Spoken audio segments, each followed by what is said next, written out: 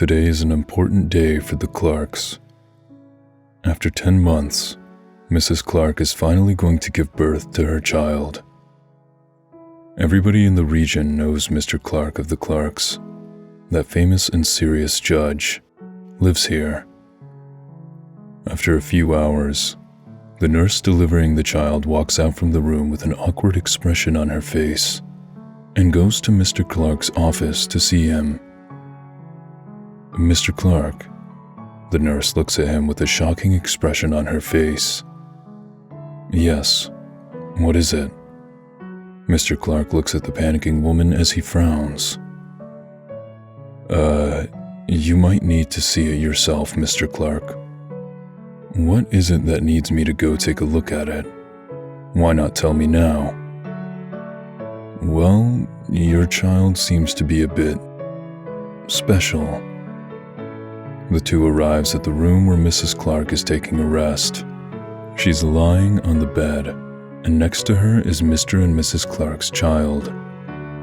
Mr. Clark notices that the other people who helped with the birthing also seem to be embarrassed. When he walks up to the child, he sees his child, and instantly the expression on Mr. Clark's face becomes more shocked than that of everyone's. The child is a girl, but her hair is the color of blonde, unlike her parents. Mrs. Clark's is red, while Mr. Clark's is brown.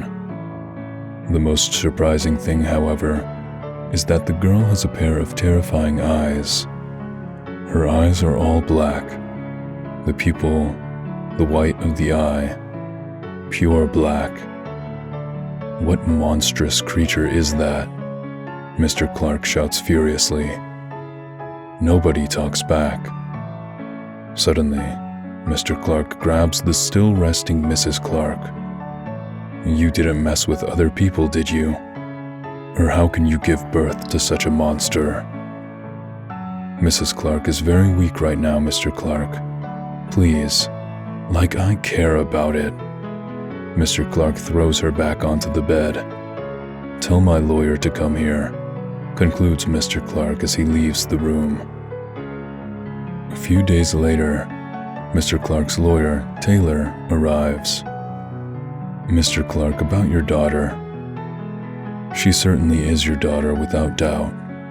The DNA test does not go wrong, and the sight tests show that her eyesight is normal. The doctor even said that he has never seen a case like this. Her eyeballs are black, but she has no problem in her eyesight. In fact, her eyesight is 2 times of a normal person's.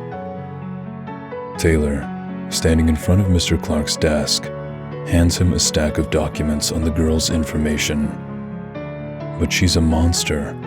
She's not perfect. What I want is a perfect child, Mr. Clark says without even taking a glance at the documents.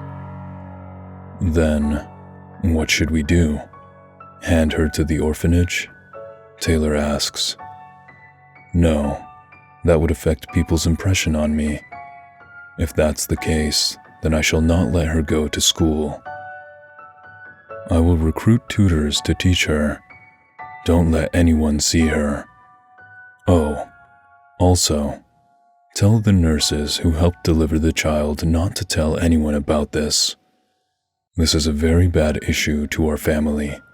Mr. Clark closes his book and looks at Taylor. If any accident happens, just finish her off.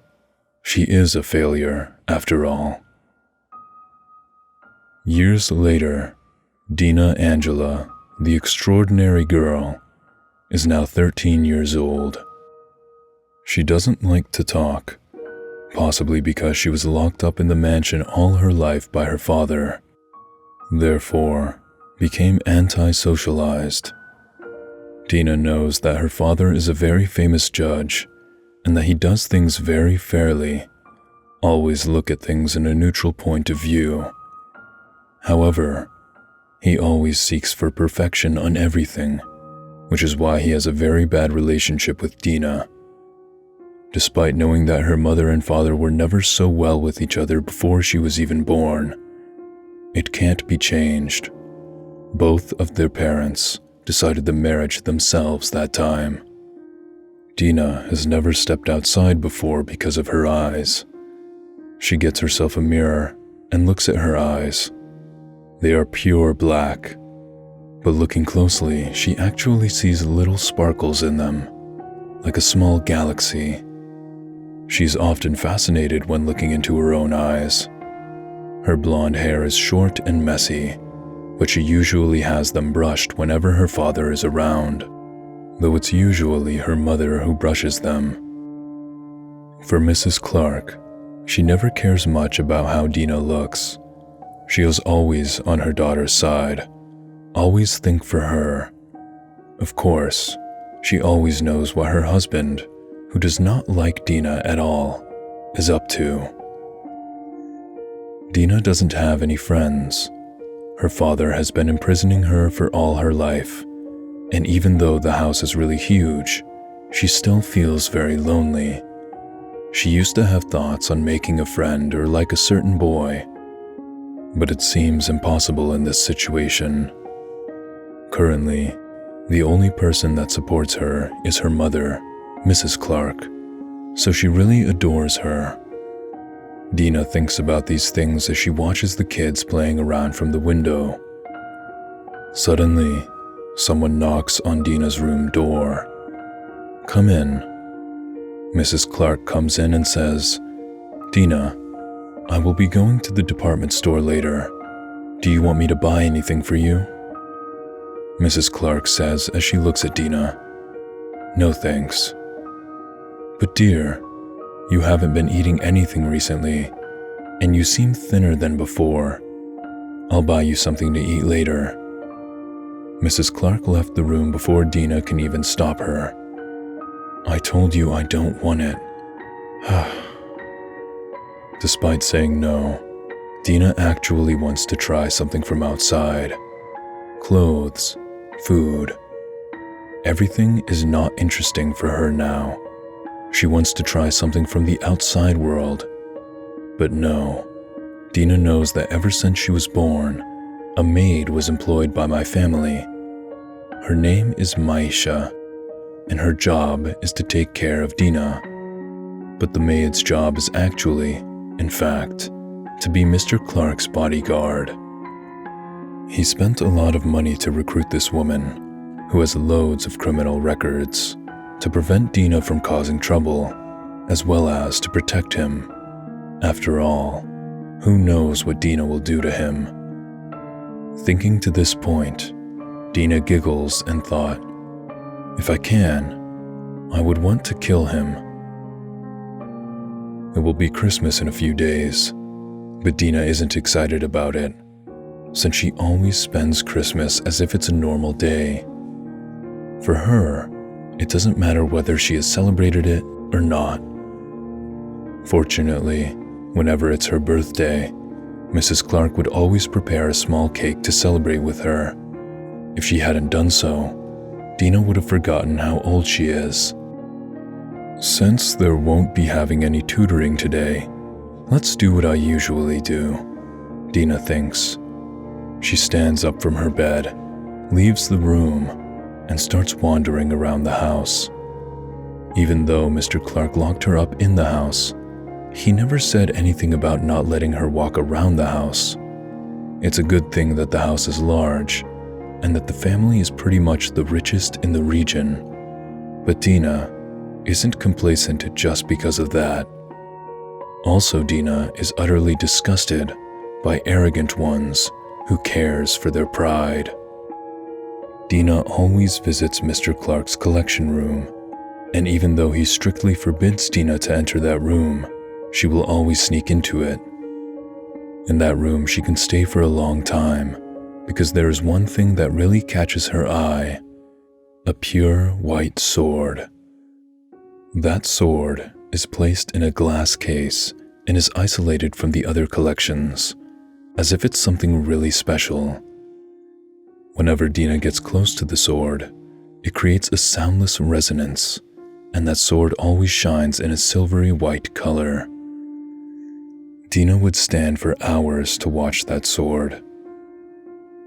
according to her mother, that according to the legend, the sword originally belonged to an angel, and during a war, the angel accidentally dropped the sword into the human world and was never found by the angel again. However, since then, the humans of the world began using it for different reasons.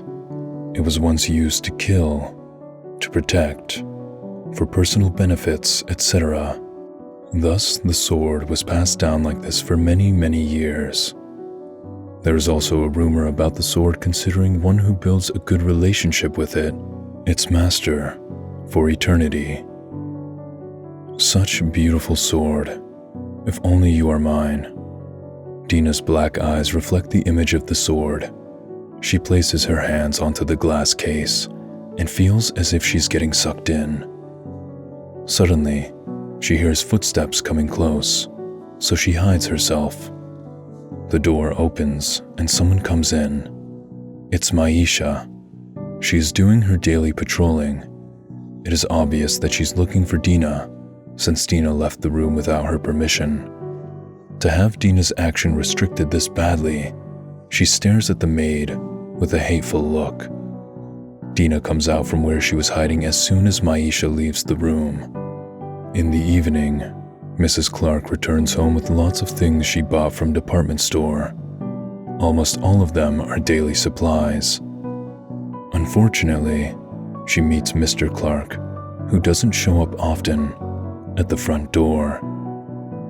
"What did you buy?" Mr. Clark says. He grabs Mrs. Clark's arm as he asks her, and some of the items Mrs. Clark bought fall out, including some of the food she bought secretly. "Why did you buy this food? It's for that monster, isn't it? How dare you buy these things secretly?" Filled with fury, Mr. Clark pushes Mrs. Clark onto the floor, but before he kicks his helpless wife, Dina came and blocks her heartless father. "Father, what in the world are you doing? You have no right to call me father, you monster. Only the most perfect ones can call me that." Mr. Clark slaps Dina, bouncing her to the side. She stands up from the floor and glares at her father before he says, "Humph," and leaves. After making sure that Mr. Clark has left, Dina goes up to Mrs. Clark and asks, "Mother, are you all right?" "Don't worry, I'm okay. I'm quite unlucky today. How about you, dear?" "I'm fine, but didn't I tell you not to buy them for me? If Dad sees it." "It doesn't matter, since you're my only daughter." Mrs. Clark touches Dina's face gently before she says, "Let's sleep together tonight, Dina."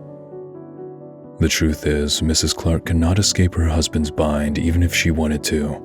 She has thought of divorcing, but she can't give up on Dina.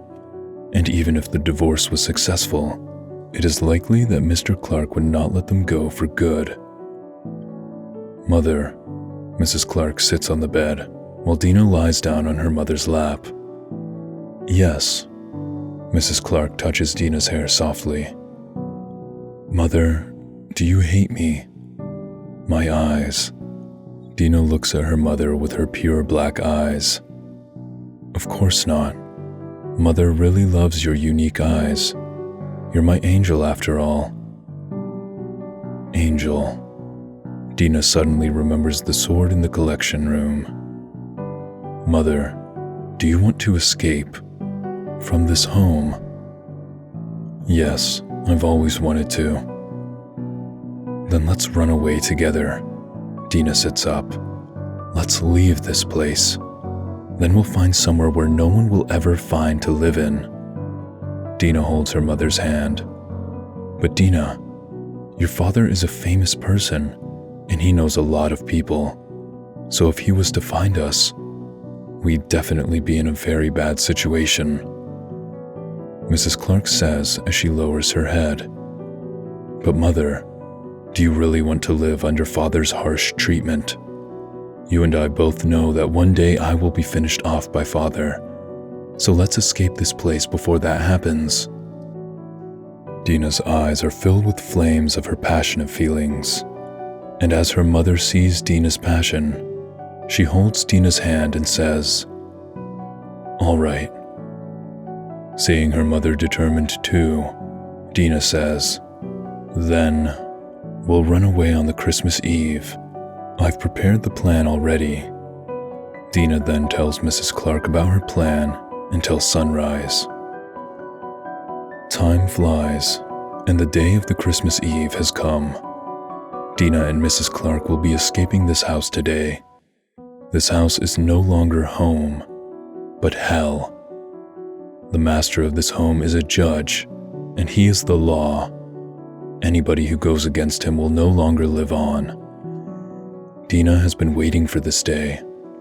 She has prepared everything, and now she just needs to wait for the evening to come. She looks at her watch.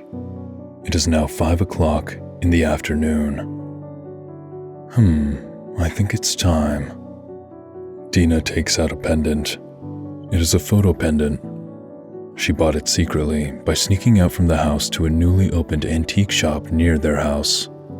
The shop sells many different kinds of things, including the pendant. Since she sneaked out while wearing a disguise, she thought people wouldn't notice her. Anyways, she is now going to give that pendant to her beloved mother. Suddenly, Dina's room door slams open, with Mrs. Clark, covered in blood, running in, screaming, "Run, Dina." Before Dina can react, Mr. Clark pushes Mrs. Clark from behind and walks towards Dina and grabs her. He shouts, "You damn monster. I will kill you. How dare you sneak out? Do you even know that because of what you've done, someone had taken a photo claiming that a black-eyed monster has entered our house? I thought it was something else, but now our front yard is crowded with news reporters." Right after he concludes, he throws Dina to the side. Dina, being thrown by her father, has her head hit the edge of the table and loses consciousness. When Dina regains consciousness, she notices that the floor is freezing cold and the air feels quite moist. It seems that she is in the dungeon. Mr. Clark has an interest in the medieval cultures, therefore he built this dungeon in the house. Now that I think about it, Father's taste in this really disgusts me, Dina thinks. She stands up and wanders around the place. It seems like the only exit of this dungeon is the door. There's nothing here, and despite Dina's body being very slim, it is still not possible for her to escape through the metal bars. Suddenly, Dina hears someone coming towards her. She stares at the person closely in the dark. "Hey, you little monster. How does it feel being here?" The footsteps came from Maisha, the hateful woman. "I knew your plans from the very beginning, and that's why I sent photos of you outside to the news reporters. Ugly one." Maisha looks at Dina with a despicable look. "You beastly girl." "Oh, but aren't you the same? You are also being controlled by my father, aren't you? Forced to depend on my father because of that. You damn woman. You are no different from a monster. You thought I don't know how you seduced my father every night, didn't you?" Dina looks at Maisha laughing. "You slut, you slut, you slut, you slut." Dina repeats non-stop until Maisha, irritated, opens the dungeon door and gave her a few punches, till she coughs up blood. "Enough, you freaking monster. Your father told me that I can always finish you however I want." Maisha shouts as she stomps on Dina's head. "That's enough." Dina, who is still being stomped, starts giggling creepily. Dina laughs hysterically as she opens her eyes widely. "No, Dina grabs Maisha's ankle tightly as she screams. The one who should be punished is you. Dina stands up, and with her one hand still holding onto Maisha's ankle, she hits the woman in the knee with her other hand with immense power, instantly reflexing Maisha's knee. The pain caused Maisha to scream to tears. Then, Dina sits onto Maisha and slaps her a few times while she laughs. Scream. Dina then starts to strangle Maisha. You shouldn't provoke me. You should never provoke an angel. Maisha struggles continuously. She grabs Dina tightly and scratches her arm to the point of having her skin scratched off. But Dina does not feel anything because she knows that the person in front of her has to be punished. That's right, Maisha. I knew all of what you've done, and I've always known about it. So I need to judge you, Maisha. Quest. Dina's face approaches Maisha's. Her large eyes stare at the woman, and the woman looks back with a terrified look. What you have done cannot escape from an angel's eyes. So I now announce your.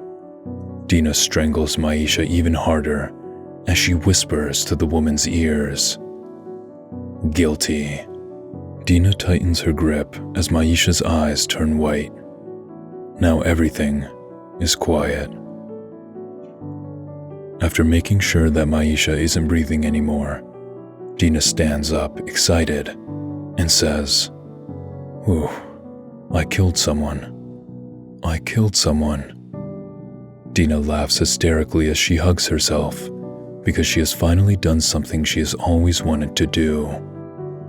It's time for more trials.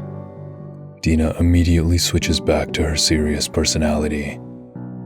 She arrives at the collection room and walks toward the glass case, looking at the sword inside the case with a cold look. It's time. Come.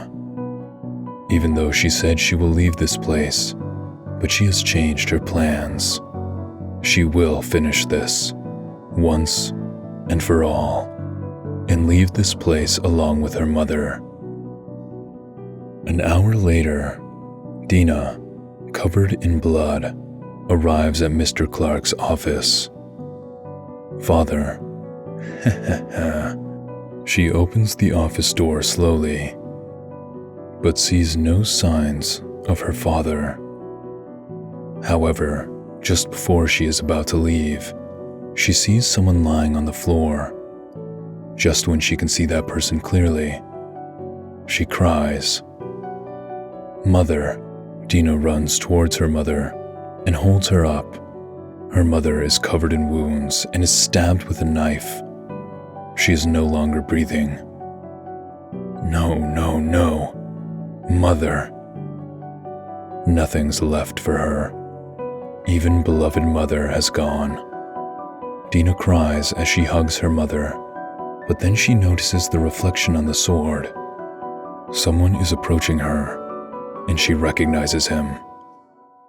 When the person comes close, Dina suddenly grabs the sword and slashes the person, making him fall.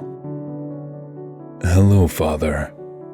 One of Mr. Clark's legs is chopped off. Mr. Clark crawls on the ground, trying to escape, but Dina stops him by stepping on his wound where his leg was chopped off. Mr. Clark screams, Father, I thought you were gone. It will really trouble me if you are, Dina says as she stabs her father in his stomach with the sword.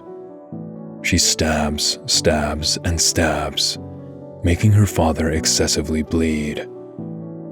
What's going on, Father? Aren't you strong all the time?